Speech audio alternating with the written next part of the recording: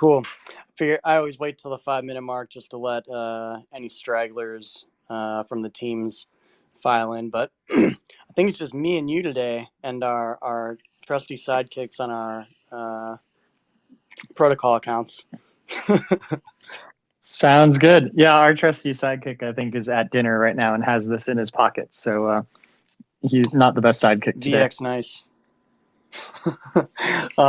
Cool. So, what we've been doing lately is just circling around, having spaces with all of our partners, keeping it pretty casual, talking about upcoming developments, new features, new releases, stuff like that.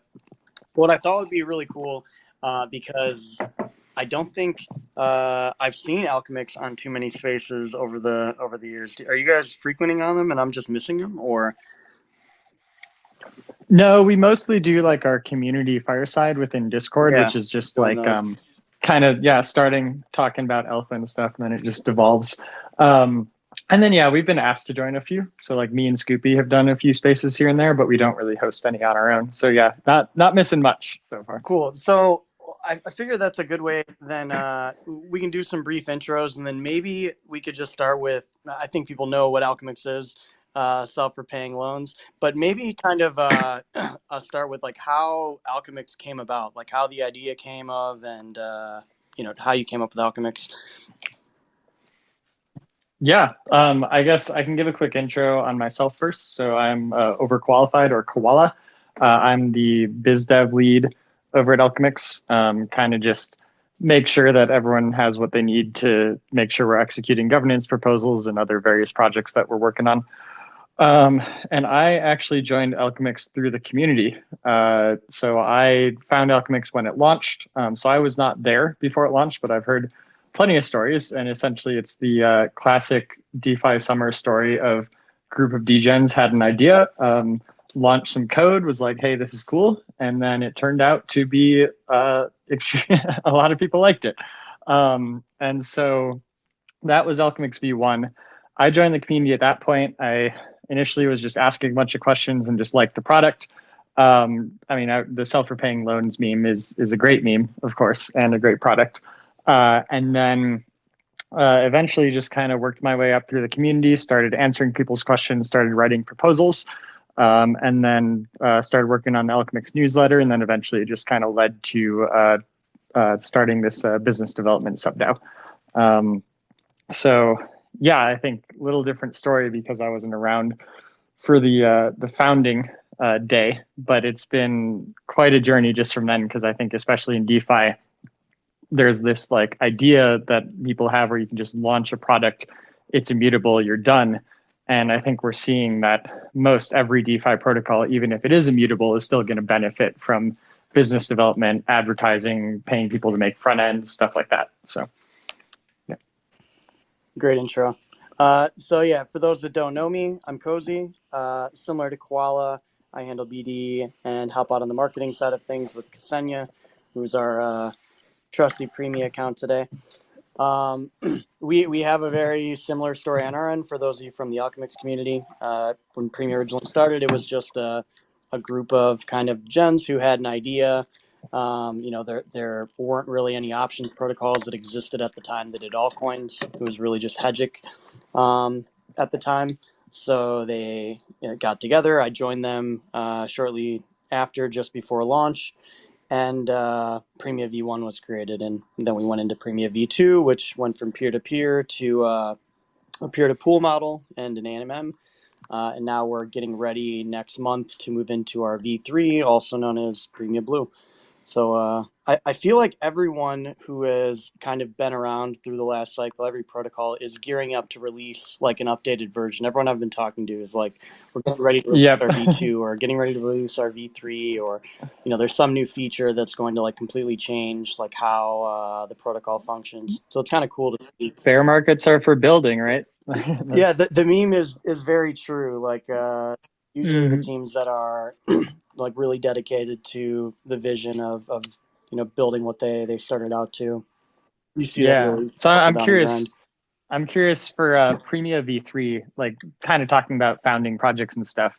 How did the discussions start where you started thinking like, okay, it's time to think about V3? Was this stuff always on the roadmap, always in mind, and it's just you're finally there, or was there like a moment where you started thinking like, hey, we can really like improve this thing? Here's how we're going to do it. Yeah, I think the improvements came like the idea for V3 began during the end of development of V2, with kind of the introduction of Uniswap v3 and like that technology and architecture existing. So a lot of the research that was done was based off of Uniswap v3 and some of these ideas that were brought into that portion, the concentrated liquidity aspect of it. But it also just came from like what you're able to do in traditional markets and what we were restricted with our current or previous architecture. In allowing people to have the same functionality that they would have trading on like a Deribit, right? In our previous model, there were definitely limitations, such as there was no granularity. You underwrite, if you're underwriting in one of the pools, you're subject to underwrite the full book of risk up to 90 days out, and that's just not ideal for market makers, for funds, for a lot of pro tail. They want granularity. They want to be able to choose exactly what options they're underwriting. So much like V2, where an AMM and creating a way to help price options was something that was being asked for. It was already something we were thinking about with V2 launching, and then it was something that people immediately began asking for and requesting. The first being able to sell back to the pool and having a two-way market. So that's enabled in V2, but that will be part of native in V3. It won't be as clunky as the current model. Nice. Awesome. Yeah. So like that's the concentrated liquidity aspect, and like I said, like the other feature sets it's more along the lines of like how do we make DeFi options as capital efficient as traditional finance options,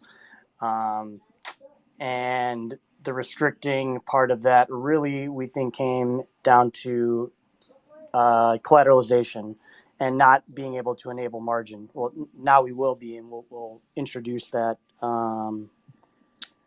shortly after 3's initial launch. Nice.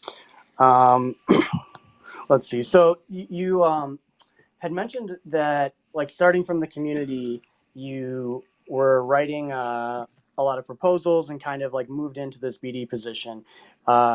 Let's talk about like the community building a bit. How, being that you kind of migrated from being a community member to doing BD at Alchemix, like how do you guys kind of approach like community management, community building, and what's the experience been like on that side of Alchemix?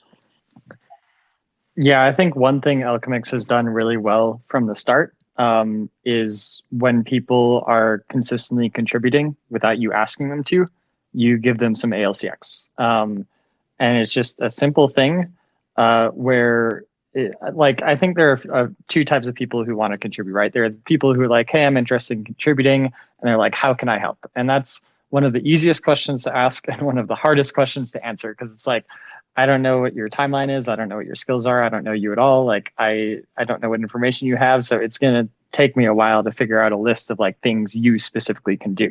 Whereas if people just come in and start helping, that's fantastic. But I think if people are doing that on a consistent basis, they need to be rewarded essentially. And so if you reward those types of people, then one, you're showing other people like, hey, if you take initiative and figure stuff out, you get ALCX.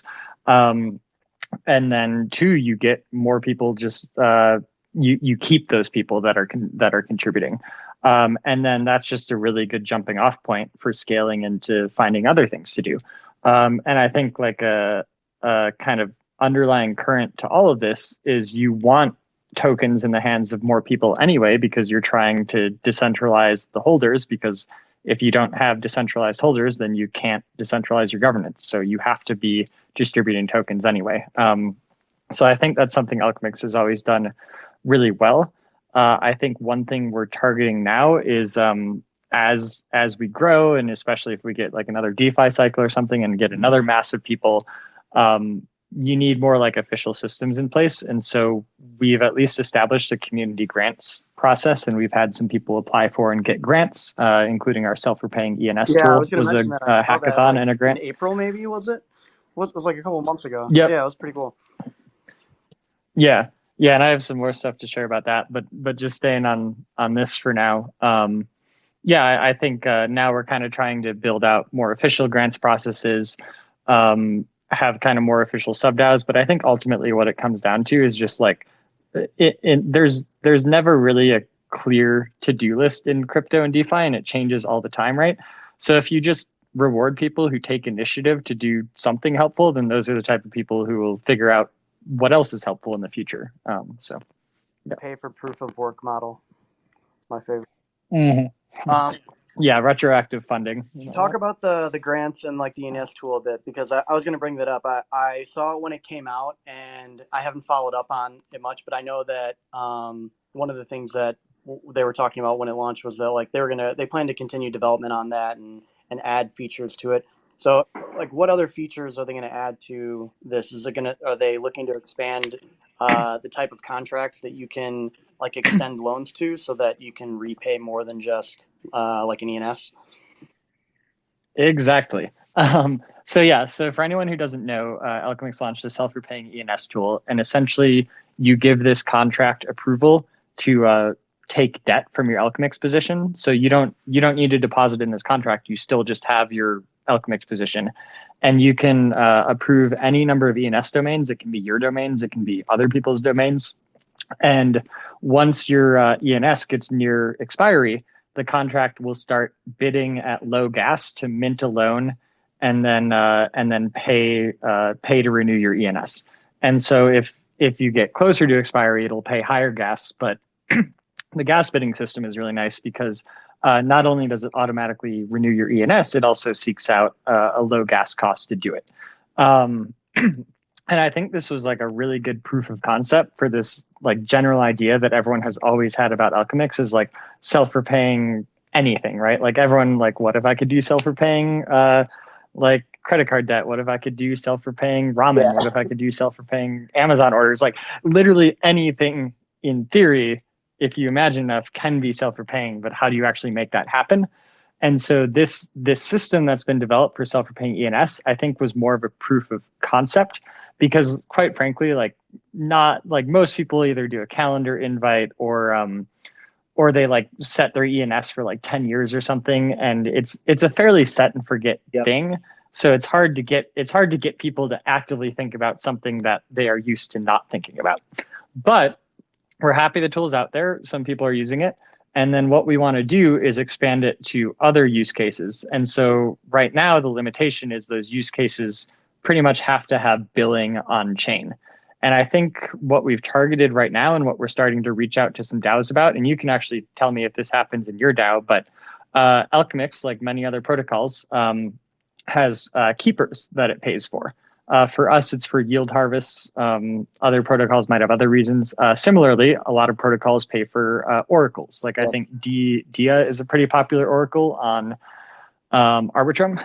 And basically, for a lot of these keepers and oracles, you have to put some amount of ETH in the contract so that the keeper or the oracle has some funds to draw from, Yeah, right? we have alerts for ours. And yeah, and I think the kind of dilemma is okay, you can put a bunch of ETH in there, but then you just have all this ETH doing nothing, right? While you wait for the balance to tick down.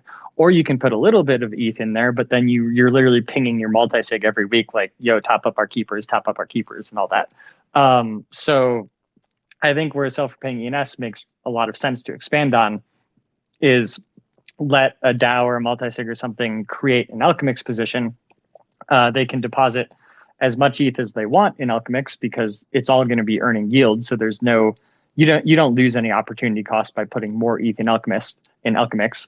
And then the contract can read when your keeper balance or when your oracle balance is getting low, and it can automatically mint a loan and top up your balance. And that way you don't have to worry about paying for keepers, paying for oracles, and doing all those operations to make that happen. So I would love a way for kind of the idea.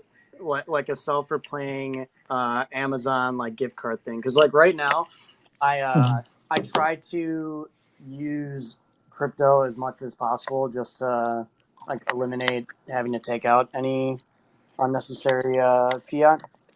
So I'm Mm-hmm. like a diehard Bitrefill user. I use Bitrefill for like everything I possibly can, buying plane tickets, like going to restaurants. If I'm going to like Morton's or something, they have Morton's on there. Like anything, Mm-hmm. I wouldn't say anything, but a lot of stuff they've expanded to. And Amazon being one of them. So I'll buy like a few $1,000s worth of Amazon gift cards and then shove it on my Amazon account. And it would be nice if I just had like, uh, an account. Maybe it's possible once like tools start getting made via account abstraction or something. But if I just had like an account that I could keep Ethan and it just topped up at new to, once my bit refill card balance got X amount of like dollars left on it, it just auto bought another 100 for me. So that's like where you get to like needing real world integrations and cross chain stuff. But I think it's going to be possible in the future. In the meantime, what another model that's possible is like if there's a certain contract or address that you need to send funds through to like once a month or something, that could also be a setting like, hey, send $200 a month to this address, which corresponds to my like Mover DAO debit card or something. And then that could like enable automatic loans every month. Another tool we're developing is just like a little zap into Alchemix. So just select your deposit, select your asset, your yield strategy, select your loan, and what asset you want to get your loan in, and do that all in one transaction. And that's, I think, going to be a nice little tool for anyone who does want to like to put their monthly paycheck into Alchemix. Then you don't have to do all the management through the main UI. It's just this nice little simple deposit take a loan tool. So and save some gas with the multi-call. Love it. We recently went through a token upgrade. We went from our X Premia token Yeah. to VX Premia, and essentially, like we changed a few things at the protocol level, where now X Premia stakers are earning fees in USDC. They can auto compound and have more VX Premia if they'd like to, but they earn their fees from the platform in USDC. They're able to vote on gauge weights for emissions to any of the options pools, as well as governance. With the gauge weights, we changed it so that they're real time. So unlike most protocols like that have VLOC tokens and have epochs, in this model, they are free to change their votes or vote allocation at any time that they'd like to. And the other thing is that the token's now omni-chain, so you can uh, lock it on whatever chain you'd like, but you can transfer it across any of the networks so that you can take advantage of the fees generated on those networks if they happen to be, if there happen to be fluctuations in fees that you're trying to capture as a holder. I know you guys are launching a upgrade to your token. Can you drop any alpha or share us any info on like, what the new VE Alchemix will be like? Yeah. Before that, I am curious for your cross chain stuff. What bridge system are you using We're for that? using layer 0. Nice. Okay, cool. That's what I figured. Um, yeah. So VEALCX is in the second round of auditing. So we sent it in, got comments back, addressed all those comments, gave it back to chain security last week, and so now they do another review phase, and we'll see how that comes back. But yeah, VEALCX was ultimately, I think, addressing basically you have a product, you have this valueless governance token, and at some point people want the token to be useful for something. Simultaneously, the point of the token in a decentralized system is to govern and to help run the system and help make decisions and stuff. So this was kind of our goal with VELCX, was to pave the way to incentivizing people to take actions that decentralize the protocol, and then and giving them value accrual for doing that. So the main target with it, it's forked off of the Velodrome code base, so similar to Solidly. But we're not an AMM, so it has gauges, but the gauges for Alchemix are really just deciding how Al asset liquidity is incentivized. And this is something that's currently done through governance and through multi-sigs. So taking that away from the multi-sigs ability and putting that into the hands of VE ALCX holders is a pretty big step in decentralization for us. It also fully handles like ALCX emission step down. It can do a revenue share. So like, and it'll share it in AL assets. So like AL USD and AL ETH is what you'll earn revenue in, as well as some ALCX. And I think the other interesting thing we added that is we're pretty excited to see how it works is most VE systems they're like a one-way lock, right? Like you lock for a year or 4 years and that's it. And that leads to like people developing liquid lockers on top of it, or it almost becomes like a requirement. And we wanted to make a system that was a little more sustainable at the base. As in like it didn't require liquid lockers. There are still benefits to it. And one issue we saw with people who currently try to do that is a lot of people will set some like rage quit amount. Like, hey, if you exit your unlock, you have to forfeit this percentage. Yep. And to us, that it felt like it was really hard to figure out what that percentage should be. So in our mind, we were like, well, what if we let the market decide the cost of rage quitting? So the way we do that is we basically tokenize the rage quit, where if you hold VEALCX, you earn this additional token called Flux. And with Flux, you can claim Flux, and then you can burn it to unlock your position early, or you can sell it to anyone else. The other thing Flux can do before you claim it, you can forfeit your claim, and you can increase your gauge voting power. So it's kind of this utility ecosystem token where you can express your feelings in terms of like what type of locker you want to be. Like, do you want to have additional gauge influence?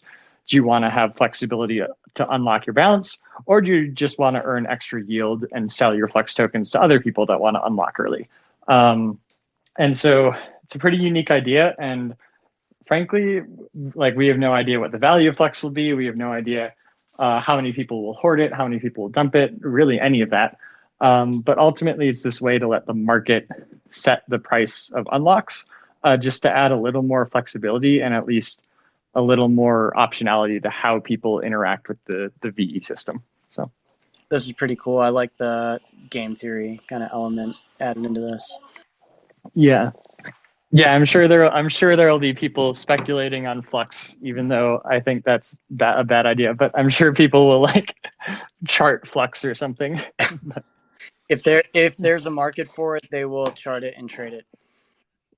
Yep, exactly. Oh, and then I know you guys did a little tokenomics announcement this morning. Is that related to the VX, or that's related to the what was VX. that about? I'll give a little bit of color on that. So we revamped the tokenomics. We similar to your I don't know, kind of like ethos to decentralizing Alchemix, more like we're very rooted in that as well. And when the original distribution of Premia tokens was put together, there wasn't a allocation set aside for like the Premia DAO. So over the last 6 months, we've had some elections within the community.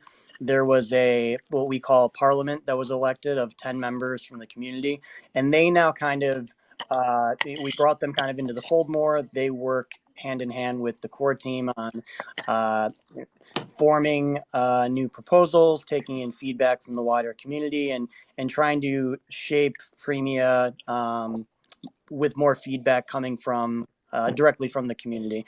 And so one of those things was revamping the tokenomics. And at first there was lots of talks about burns, because everyone loves like token burn. Yeah. But then as kind of like they understood like the vision and how the tokens were originally allocated and how they could be reallocated, we then got to a new distribution where a DAO will be created. There will be a percentage that's allocated to that DAO. There was a reworking of distributions between like what was there controlled by the protocol and what is now controlled by the community or the DAO. Reworking of liquidity mining incentives, all of the contributor tokens were revested for 4 years. So there's kind of a lot of changes that happened in the way that the tokens are currently held, distributed, or the ones that were vesting now, vesting for longer time periods. So we did this kind of in Nice. preparation of launching Premia Blue. We figured new version, new tokenomics, improve the value X creation model. And this is, what the community wanted. We went through, we meet with them once a week. So every Sunday we get together. We have like a 1.5, 2 hour meeting. It's no time limit. It's just as long as it takes. And we fleshed out, what in the community's mind the right model would be for going forward. So that will, we'll Awesome. have there's one thing they all love. It's an airdrip. There will be a proposal that goes live July 1st to kind of explain this in more detail. Snapshot on July 15th for the airdrip. And we'll have a community call right in the middle of that on the 7th with the parliament and contributors to talk about the new tokenomics changes, answer any questions that the community has, and kind of clarify all of that. There's also like a complete overhaul to liquidity mining. We're changing to a call option model, so we'll dig into that a bit and answer any questions that people have there. We figured we're an options protocol. Our liquidity mining should be options. Yeah. Yeah, I'm curious about that because I've read a little bit about that. And I think the most common criticism I see is probably something that oversimplifies everything about it. But just like, I think because I saw some models are literally just you get the ability to buy a token at a 50% discount. And to me, I'm just like, why not? Like, that's the same as emitting half a token or whatever. And so, but when you're actually distributing this options liquidity mining, are you essentially distributing not the right to buy a token at some amount, but like a call? Is it an in the money call option, out of the money It'll be call option? far Like, in the how is money, that? so that 30 Okay, days out, and it'll give them the right to buy or exercise that option at that price. gotcha.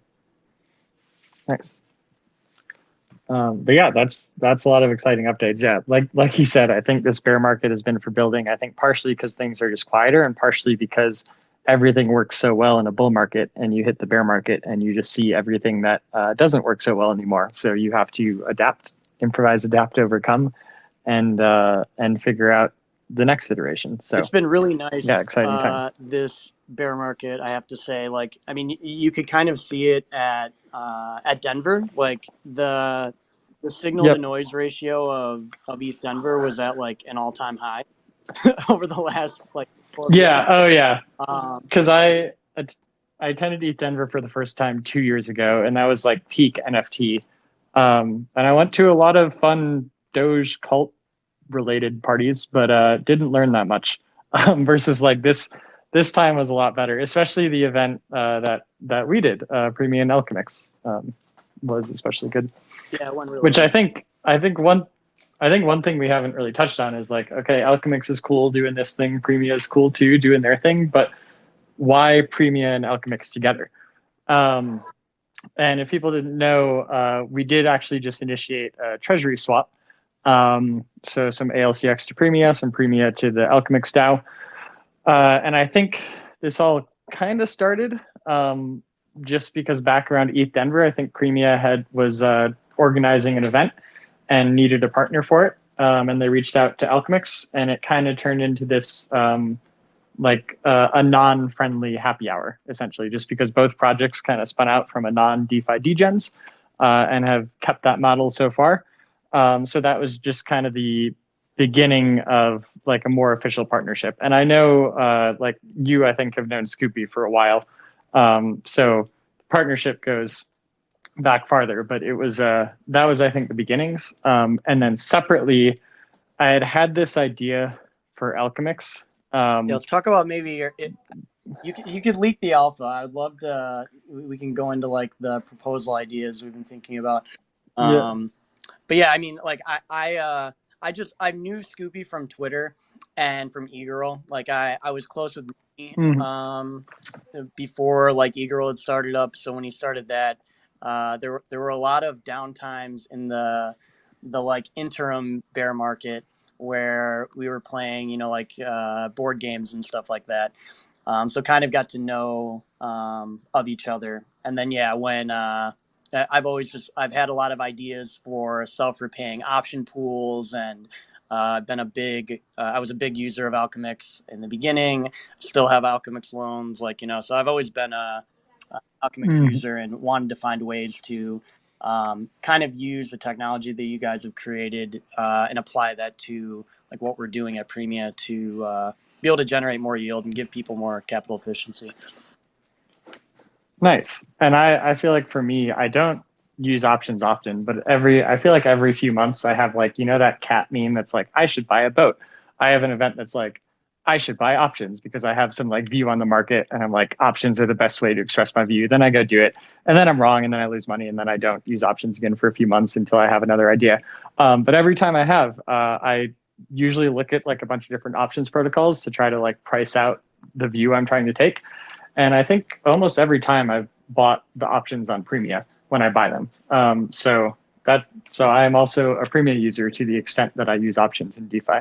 Um, but and I'm paying LPers because I'm normally losing money. So you're welcome, LPers. They appreciate you, Marty. Uh, let's talk Um, about the ideas that we had in the. Did the proposal go up, or is it still? yeah, Okay, cool. Let's talk about.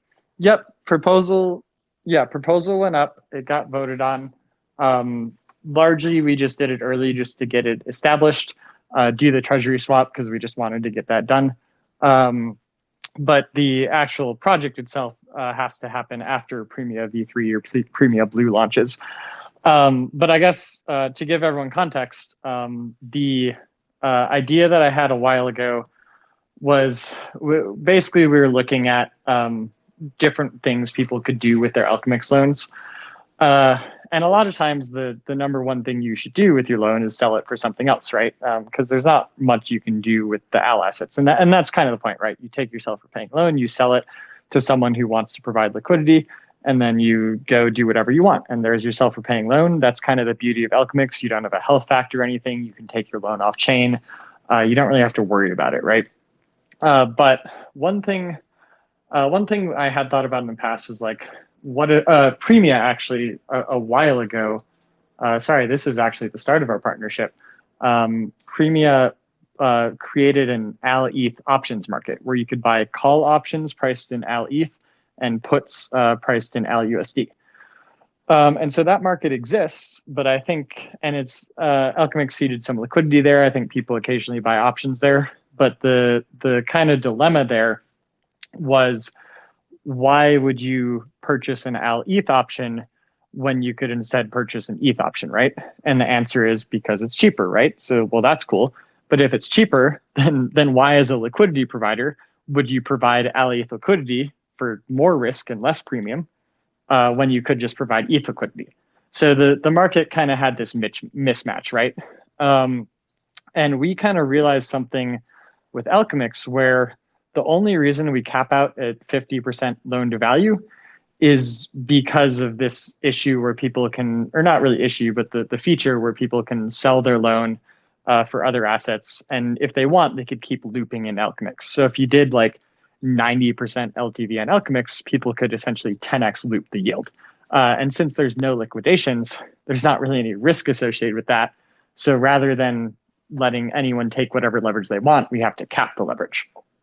However, if you are providing options liquidity, the risk is fairly quantified in that you're providing this liquidity, you can lose a chunk of it here and there if the market goes the wrong way.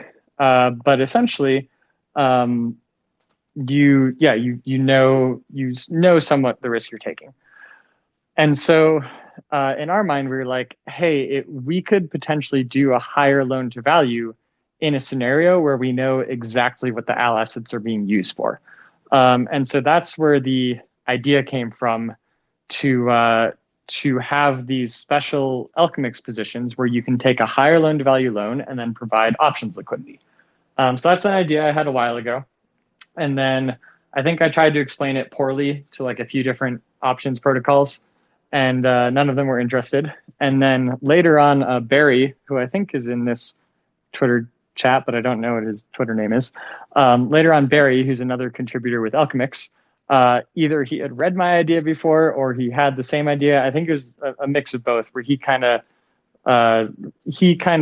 had this idea again, and I kind of helped him write it out, and he took it farther, and he took it to Premia and explained it better than I could have.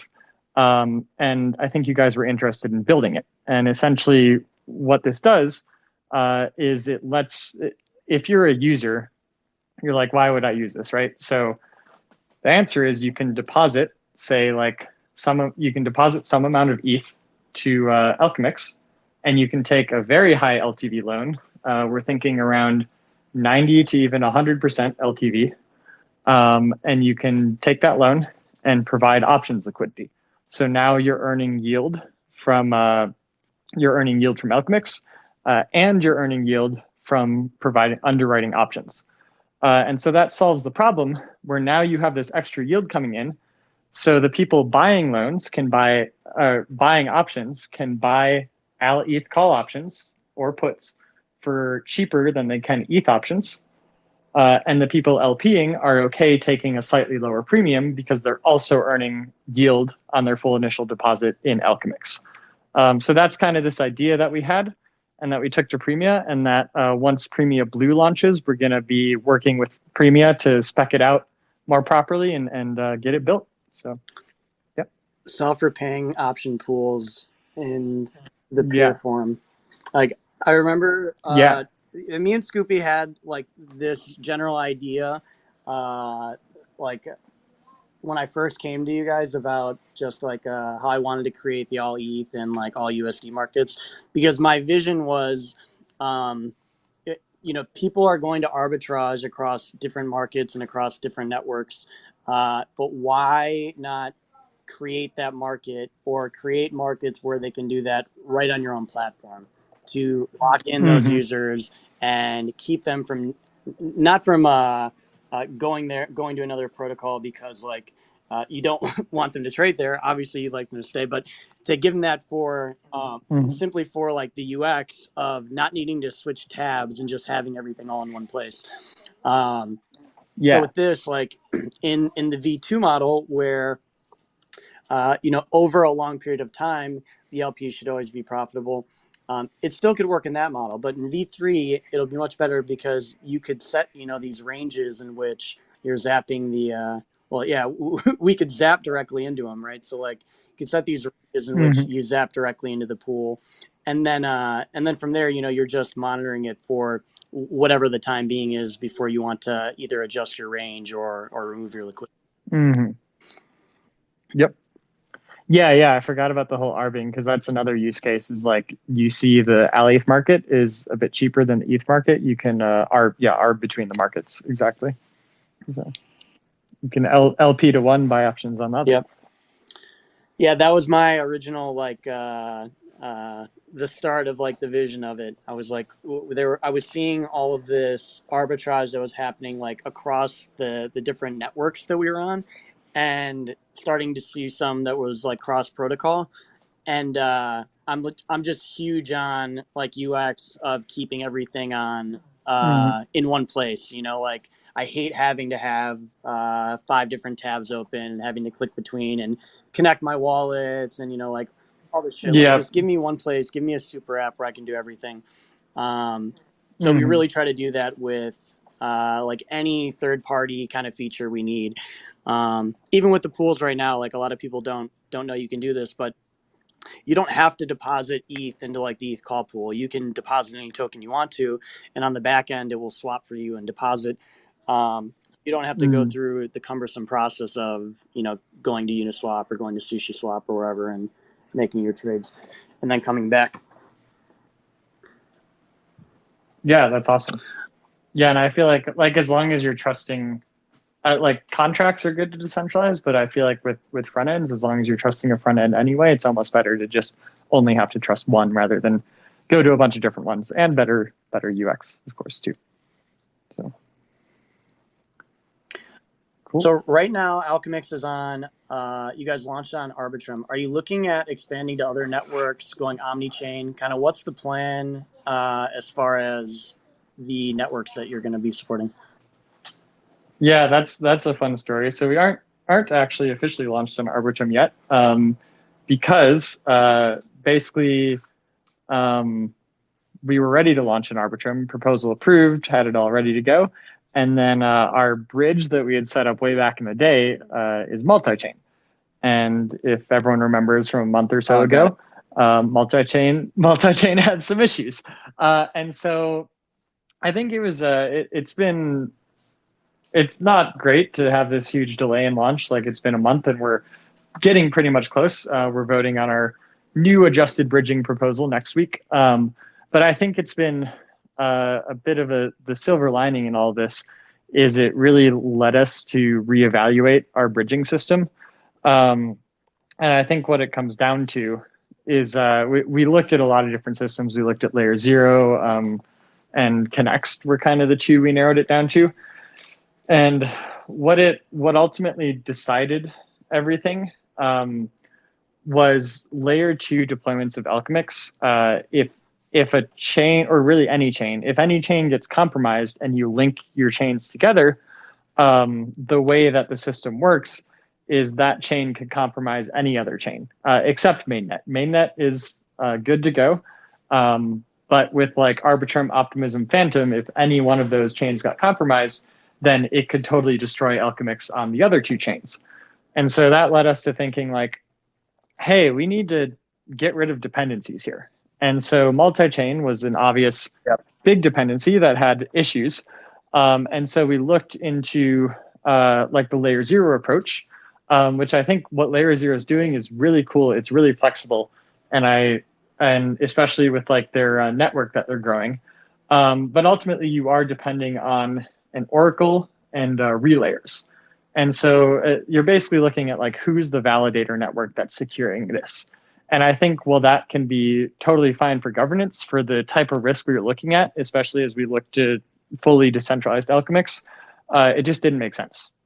And so the way Connext works is they secure everything through Ethereum validators and fraud proofs. So everything they do is through built-in Ethereum messaging to roll-up chains.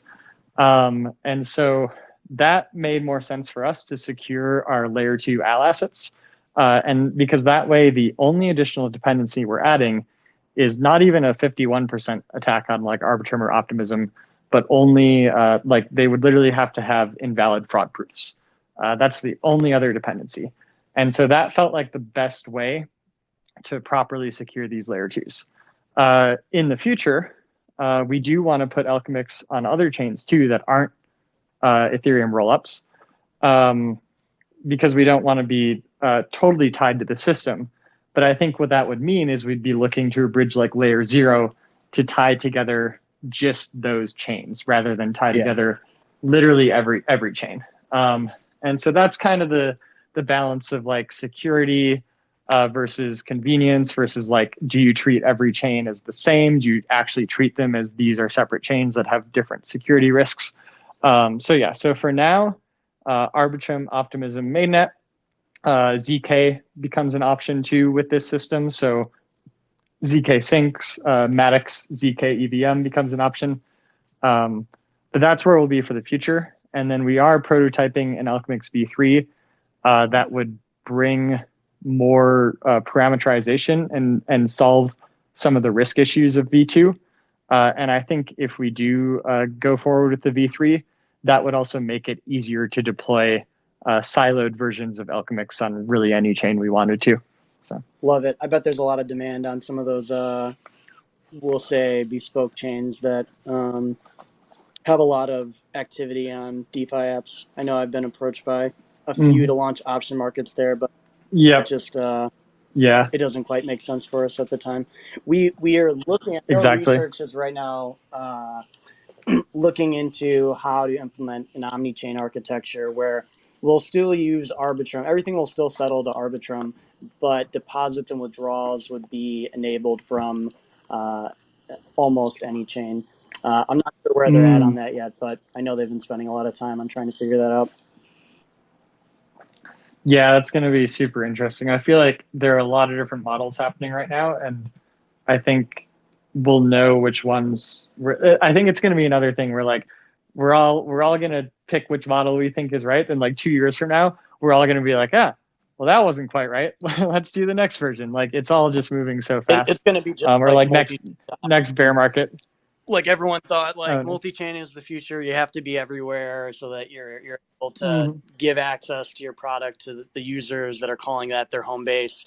And now we have like fragmented liquidity across every protocol that's done that. So the solution to that Yep. is omni-chain. But like, how do you Yep. take this existing architecture with liquidity that's all over the place and migrate that to a new architecture that everyone can use fluidly and that's secure? Yeah. Yeah, because the security is the hard part of like how much are you actually just putting all the risk on the least secure chain that's integrated, which I think happens in some scenarios, or like even by chain, I can that can mean like a validator set, right? So that can include relayers, oracles, or like Axelar has their own like Cosmos SDK chain, and that's the validator set. So that's like an interesting approach. But yeah, lots of different options there. KB, I Pun see not intended. I see Froggy out there. I know Froggy loves oracles and bridges. You should bring him up here. Oh They're man. the bane of his existence. He's gonna be on it. Yeah. No, oracles and bridges, they are good tools, but I feel like any good design should first seek you should basically seek to like totally eliminate them and then only bring them back when you're like, okay, this is the only way to do this. Like you should never start a design by saying, oh, we're going to use an oracle because it's convenient and is there. Um, so, What's up, and Frog? I think also for Sorry, go ahead, Koala. so I was going to say for Premia also like because you're somewhat of a base layer, you could really launch on any chain. It's just a matter of resources and fractured liquidity and all that. I think right. Whereas for Alchemix, we need yield strategies on the chain we launch on. So we get a lot of chains being like, "Hey, we're a brand new chain. Like, come launch with us." And we're like, "There's nothing for us to launch because you need yield for us to tap into to create these self-repaying loans." So Yeah. it's a bit of a honestly, I think it's a good thing because it means we only really can launch on mature chains. So it kind of gives us this excuse to be like, no, let's see if your chain like actually sticks around for a little while. So I wish we had that. Yeah, for us, it's the other end. It's like we don't have any options markets that exist. There's tons of people that are trading perps here. Our foundation can't say that they'll commit, but they have permission to trade, on these markets for options if they exist, like things like that. And it's just like it would only be that volume. There wouldn't be any volume other than like that foundation maybe providing liquidity there or like 10 people trading on the chain. yeah, thanks. Froggy, how's your farming going? You got what, papaya trees? Did you plant your dragon fruit yet? Oh, like real world farming? Yeah. Froggy's like real.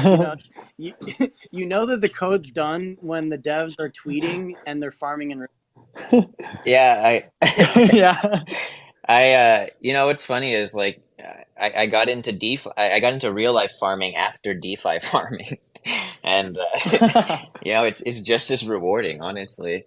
Maybe even more rewarding. But yeah, Cozy's right.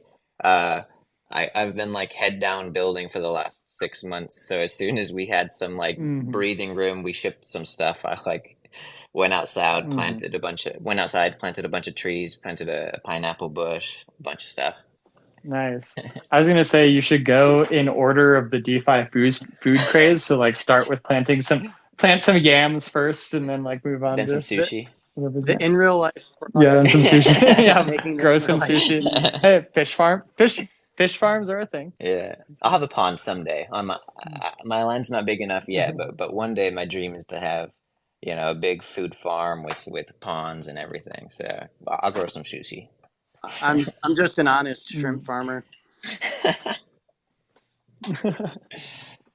Well, we got like 5 minutes left. I'm not sure if anyone has any questions or would like to come up. If you would, please just raise your hand. We'll bring you on up. Otherwise, you can listen to us just shit talk about Froggy's farming years. Yeah. Dude, I do feel like it's interesting in a bear market. I definitely like give a lot less context to what I talk about because one, I just recognize a lot of people and know they already like know what Alchemix is. I feel like if this Twitter space was on in like a bull market, we'd basically just be talking about like what is Premia, what is an option. Yeah, So I feel like it's which is great. Like I, the cycle. I feel Sorry, like go ahead. during the bear market, the people that are in the spaces are like the core contributors to DeFi. They know everything Mhm. already. And and then when the bull market starts, you'll start seeing all of these random faces you've never seen before start asking questions that are like, okay, Yeah. first time. But then it's yeah, but then it's really cool when you see those people like stick around and learn more and start to contribute and stuff. So both are nice, but it's nice to get a break from both whenever. Well, actually, I'd be fine with this going forever. But no, you need new people at some point, and it is cool when you get to just like teach people the basics of DeFi again.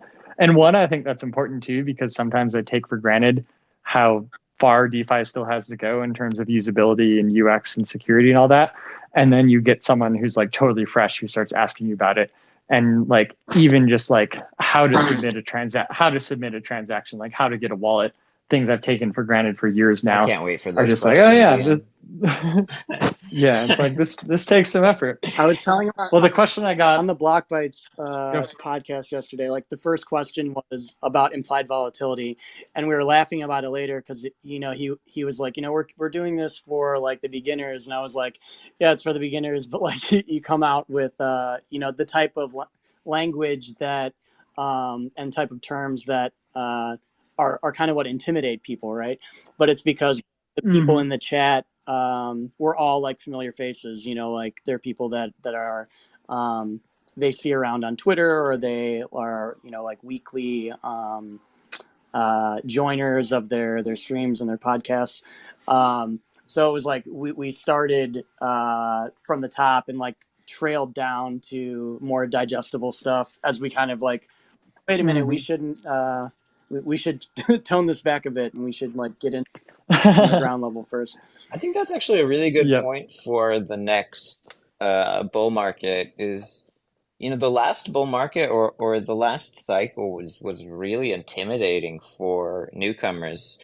Like even Yeah. myself, who I was well seasoned in like Ethereum and Bitcoin and everything before.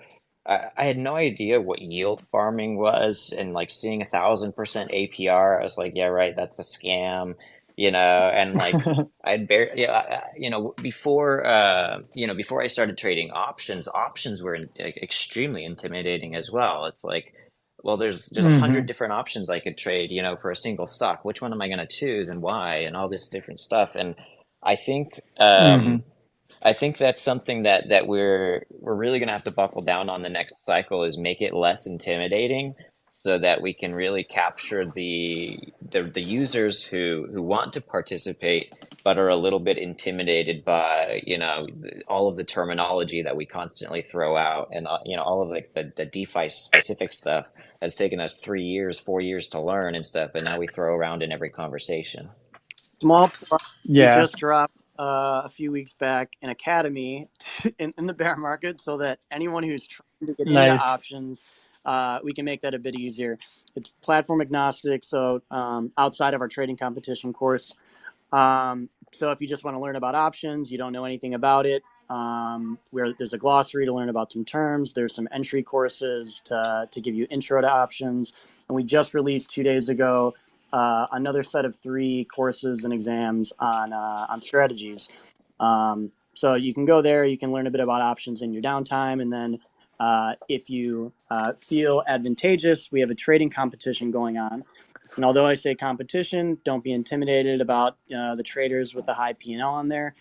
DK, who's not with us today, and the team have done a great job creating this kind of gamified experience where you earn XP and credits for performing different actions on the site, trying out the platform, as well as like social actions. So doing, saying GM in Discord, submitting a bug ticket, um, you know, Twitter raid, like things like that can earn you XP. So even if you're not the best trader, you're not going to be on the top of the P&L charts, you can still go onto the store and claim prizes like Diablo game keys. I think there's like Masari and Amber Data subscriptions, cash prizes, all sorts of stuff on there. Premium merch.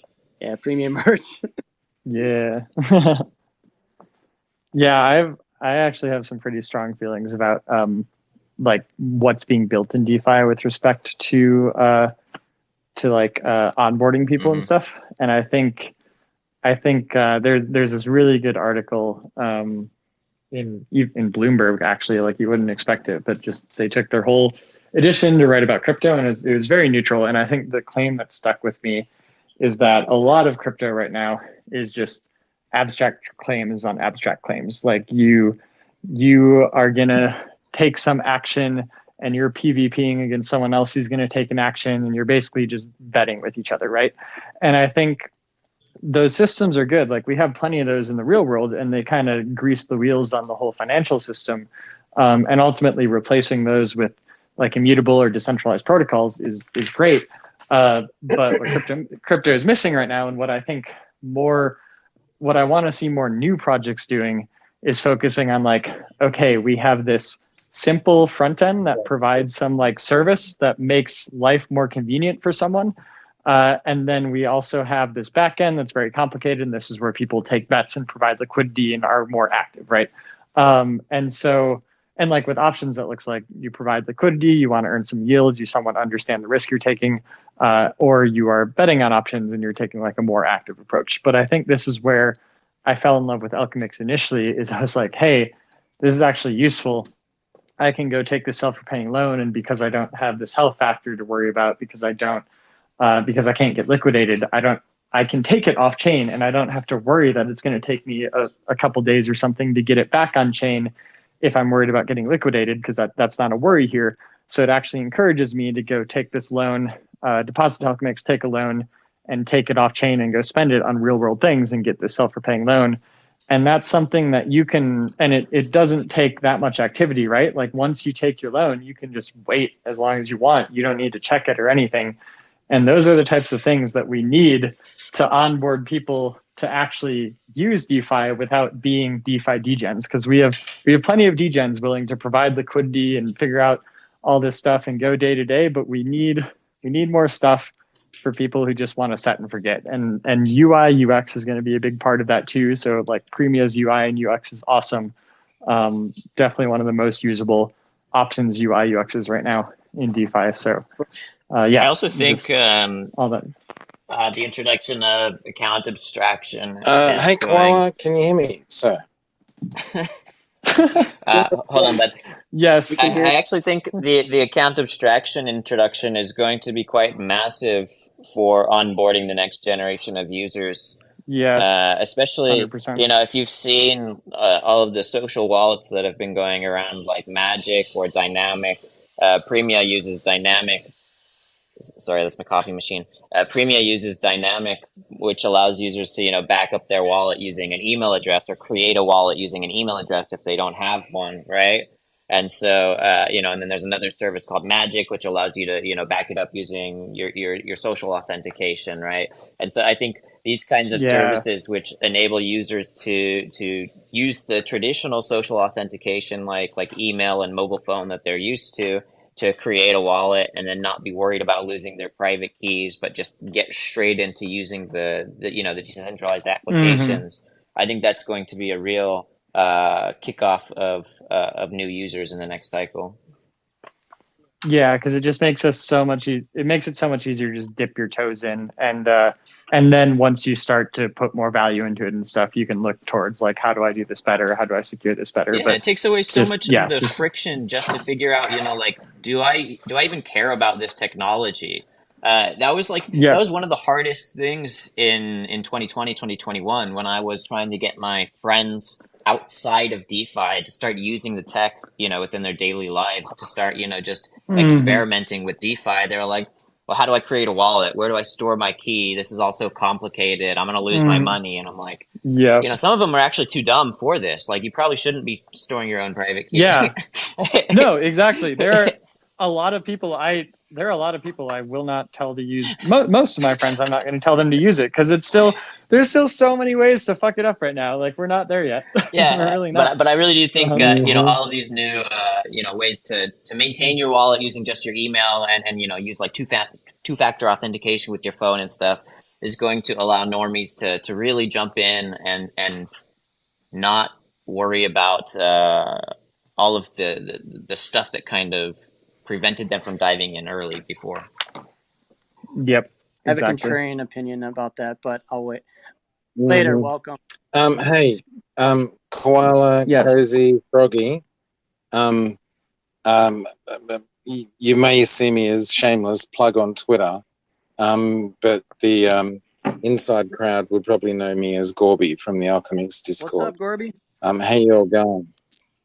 What's Welcome. up? Good, how you doing? I don't know. It's 6 a.m. in the morning, and I've been listening to you guys talking about highfalutin technical stuff, and of course I'm very impressed because I know what you're talking about. But yeah, just what you guys were touching on. How do we make it simple for the people who uh, are new to all of this? That's a big part of the equation.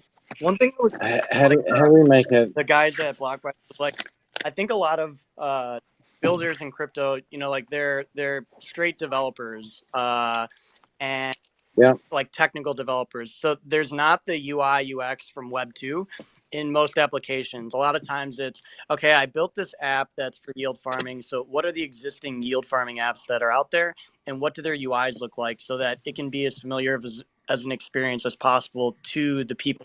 yeah. So does everything have to look like, I don't know, Uniswap Yeah, but I hate V1? that, right? Like I was talking with some of our researchers about like traditional like exchange UIs, right? Like if you look at Binance and Bittrex and BitMEX and like you look at every single centralized exchange, they almost look identical. It's like they have this white label. To a Yeah, point. yeah, to a point. Yeah, to They a have this point. white label like Binance evolved over time. Bittrex was fairly static until they got, well, I don't know what they did to them. yeah, but like it feels very like late '90s, like early 2000s, Mm-hmm. and so I wanted to stay away from that like as much as possible. And we introduced an order book, and it was like, guys, please, we can give the same data, and you can make it look and feel fresh by just like changing the angles of the the rounding of the angles on the buttons and changing the shape of like the order book itself or changing the colors that people are traditionally used to seeing to the colors of that they're used to seeing on Premia, and things like that make it feel different and make it invoke an emotion that uh, they're getting when they use the rest of the app, right? So like if we know that people enjoy the feeling they have when they're using Premia V2 because of the UI UX, then why would we want to shift to a traditional like UI for like an order book, right? Like we should stay with that model that we know that people are starting to like. But the other thing is like support. Like I think a lot of protocols don't focus on as something as silly as just like support of their users because of what Koala was saying. Like a lot of people who are coming in and using these protocols, especially for Alchemix, because you guys got a lot of coverage back in the first like DeFi cycle, and you probably had a lot of new people coming in thinking like, I can take out a loan and like buy a car with it. So they'd have a lot of questions that seem Yeah. very second nature to us and very, normal to us, things we do every day. But to them, like they could have a connection issue and their tokens could not be showing in their wallet or in their Alchemix vault. And, it's the end of the world to them because they don't know how to look out on Block Explorer and see that they still have their position and that nothing happened.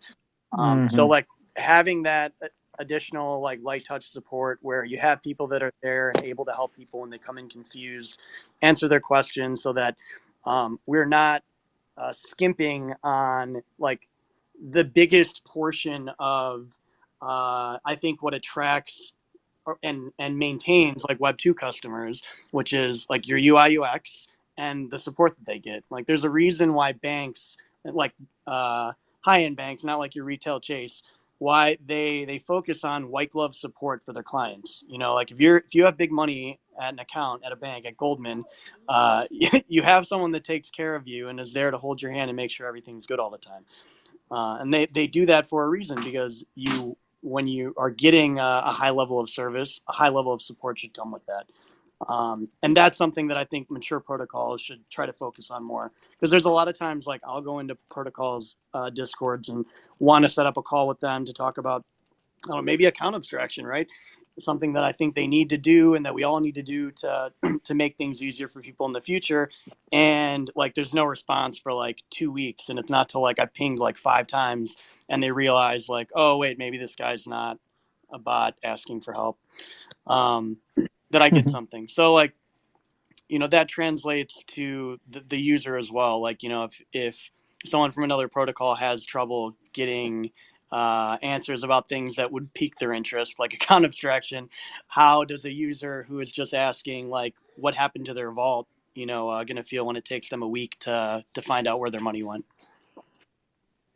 I actually want to respond to you asked like, is everything going to just look like Uniswap? And the answer in my mind is very clearly no. Uniswap was great for 2020. It was really great for onboarding all of the people that were like Ethereum diehards, all of the people that wanted a new on-chain world of finance, right? It was great for taking people off of exchanges and giving them a way to trade coins in a decentralized peer-to-peer manner, but also trade coins that weren't yet listed on exchanges. But we're in a completely different world now where, DEXs are a dime a dozen, and, it's no longer good enough to just, put the simplest UI possible on a screen and allow somebody to swap from asset A to asset B. In fact, I saw, a post on Twitter the other day, which was like, Uniswap, app was once the most, used app in all of DeFi, and it's now the most unusable app in all of DeFi. And I kind of agree with that. They've added so much, like bullshit tracking to it. And like you can't really trade directly on Uniswap because you want to use aggregators. So you're going to go to like swap.defi llama anyways. And you can't really provide liquidity straight to Uniswap v3 because, you're going to want to use like something like Arrakis or one of the other vault managers. And so, at the end of the day, the Uniswap front end, while it had its time and its place, I think that time and its place is gone.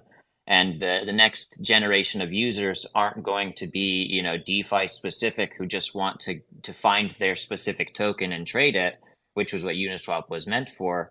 Instead, they're going to want the Robinhood experience. They're going to want the Goldman experience, like Cozy's talking about, where, they log in and their hand is held and they're shown, a beautiful UI with like recommendations of here's what you can do and here's how you can get started, and making it as simple as possible for people to try out these financial technologies, rather than in 2020 where it was basically you either understand DeFi to the tits or you're going to get burnt daily. And so I think that's going to be the real difference. Uniswap is still going to make money even if they're a secondary. Right, I'm just talking about their front end. Their purpose right now is as a protocol, but as a front end, their front end is very less useful than it was in 2020. Oh, absolutely. But I suppose that it's kind of a backstop. Like nobody who's going to want to trade one GovToken for another is going to go to Uniswap and search and see if there's a pool and whatever. They're going to go to, I don't know, Paraswap, CowSwap, Did you whatever. just suggest Paraswap first? It was the first thing that came to mind. I'm just thinking across that tabs. Hang on. Have you got a problem with Paraswap? To be, I mean, to Because be if you honest, do, I'm interested to know why. I actually used them yesterday. They're still good. They just fucked over. Yeah, they're just no, dumb. they just But made a mistake with their community. That's all. Like, nothing wrong yeah, with the they team, really really. fucked They just fucked up their community. No, but Yeah, okay. I still So got let's the talk about Paraswap functionality. What's the airdrop though. difference So between Paraswap, CowSwap, 1inch, whatever? well, you should be What using would, because they're all aggregators. So DeFi you should be Llama using probably DeFi is what Llama, you should right? be using. Because they don't have a token yet. Yeah, Yeah. well, that's the this is real aggregator for the alpha. aggregators. When it comes down to it, like for the user, it doesn't matter like which one it is. Like they just want the best price. So, you know, in the end, they're going to use, if they know about it, an aggregator service. I know we've been Or an chatting. aggregator of aggregators. Which is interesting because with security in crypto, there's definitely a reckoning where people use the best price without realizing there's like some sort of big risk they're taking on. They're just like general products, not necessarily exchanges. And then the thing happens, and then they all get fucked. Setting And, like there's for some token on an exchange, then the exchange. So I think there's definitely an element of UI should be. It's hard to balance like how much you give users choice or give them convenience. I think you always have to assume they don't know the risk they're taking on, whatever risk you put in front of them. Agreed. Okay, where's the hero that we need All right. that actually lists all these aggregators and actually says, DeFi Llama. You never used DeFi Llama? Gorby, DeFi Llama. I have. I've used all the things, and he's talking bigger sometimes than that. some of them are better than others. Gorby, that is my like. That is what I think. Like, I don't know if we'll say the end. You know, the end of the road kind of is, but like towards it, like everything will converge to like super apps, right? Because the apps that do what they do the best will like be the best that people use, but then it will be about what like application provides the best UI and UX to where you don't have to open up even 3 tabs. I can just go on there, I can log in with my account, and I have access to whatever DeFi protocol I want to. And once there's some super app that I can do that, like there's no reason, you know, everything becomes the Uniswap 2020 interface where nobody's going to anyone's website anymore. We all are just on the back end, and it's just whoever's creating that best experience on the front. Yeah, exactly. I also think, in that world, DeFi Llama or CowSwap or Paraswap or whatever, and then you've got your wallet managers, you know, like Zapper and Zerion and what have you. And heaven forbid you use the MetaMask AMM thing. But like competition is going to make, you know, the most efficient and easy to use thing the most popular, I'd like to think. Although there's a certain amount of inertia there. But I think what's interesting is like if you have this super app, there's a world where like all these dApps continue to need governance and their own decentralized token holders and all that. Totally. But there's also going to be some level of like immutable apps. Even Uniswap is like you can fork Uniswap, get rid of the fee. Like a super app could do that, right? So at some point it might be interesting if we see more value accrual on the front ends rather than the contracts themselves. Like we are the best front end. We tie in, we just fork all the immutable contracts.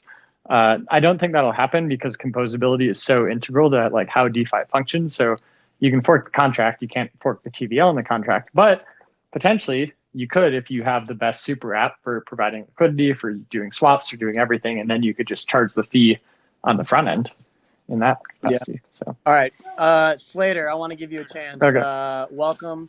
I know we've been chatting for a while. Oh, what's up, Slater? But how you doing?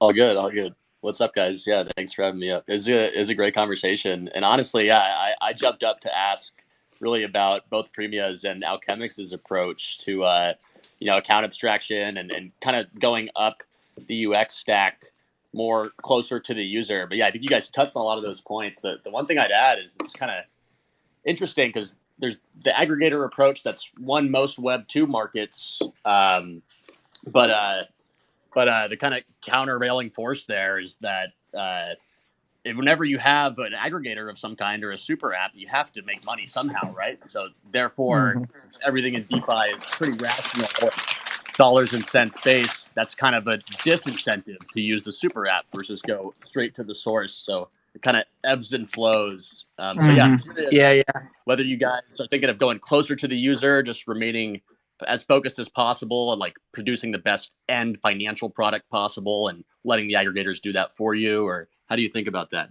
Something I think about a lot for Blueberry. I think on our end, we're in the market of just letting the aggregators do that and focusing on like Premia as the product. I don't think we look into getting into the business of aggregating aggregators or building out an aggregation service. I think Makes sense. Premia is in the market of becoming a super app, and the path is pretty clear to me. It's basically there are all of these aggregators that are starting to compete, aggregators of aggregators, and they're all starting to provide APIs. But you still need users to use that API, even if you have the best API. And what we're seeing on Premia is, we've got a bunch of users coming to trade options specifically, or coming to, stake their Premia or you deposit in the vaults, et cetera, looking for yield. And then, they realize, I want to swap my token before I deposit into this vault, or I want to bridge my tokens from. And so, you're really drowned out, Froggy. You sound like you're underwater. It's like the last sentence, but the rest was good. Yeah. And I think for Alchemix, again, like I touched on, we have the really front-facing part of it that we really want to be like accessible to as many people as possible. Come get a self-repaying loan. And then you have the back end that's all the liquidity providing and balancing incentives and managing the DAO and all that. And so I think on the front end, that is something that really does want to be super app front and center. Get yourself repaying loan, build in as many direct use cases into that as possible that you can do easily. So that's definitely something we're focused on, and like getting those new tools like self-repaying ENS, and then building these like Zap and Alchemix tools. And then, I think we're just going to have to keep building out this specific product and being like, this is how you can route all your finances through Alchemix, essentially. That's one thing I've always liked about Alchemix, is that like for any of the pools or any of the services that existed for like, ALETH, ALUSD, I never had to go to that website to deposit it. Like you guys put them right on the page. Mm-hmm. And swaps. So like the swaps, transmuter, like, you guys have a whole tool chest of features for people to use directly on the platform, so they don't have to go anywhere else. Yep. Yeah. And I think continuing with that mindset is important. Yeah, it makes a lot of sense. Cool. Yeah. Appreciate the answers, guys. It's kind of funny, right? I agree that Uniswap has become pretty unusable, but it's like the one app that actually has made the move to get an iOS app. And, but yeah. I use it for wrapping and unwrapping still. Yeah, there you go. We'll have an iOS app, by the way. The demand is not very high at this moment. I think when the bull market or the next market comes, the next cycle comes, demand for a mobile application will kind of skyrocket again, just like it did in 2021.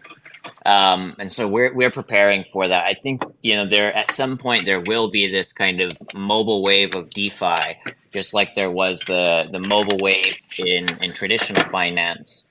You can think of, when Robinhood started getting popular, and then there was this, wave of retail traders entering the stock market who had never traded before.